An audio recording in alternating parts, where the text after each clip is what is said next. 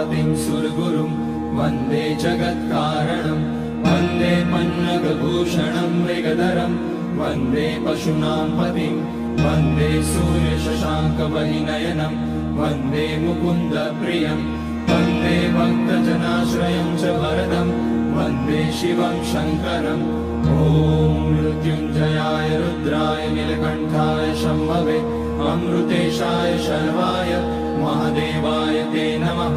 नमस्तेऽस्तु भगवन् विश्वेश्वराय महादेवाय त्र्यम्बकाय त्रिपुरान्तकाय त्रिकाग्निकालाय कालाग्निरुद्राय नीलकण्ठाय मृत्युञ्जयाय सर्वेश्वराय सदाशिवाय श्रीमान् महादेवाय नमः।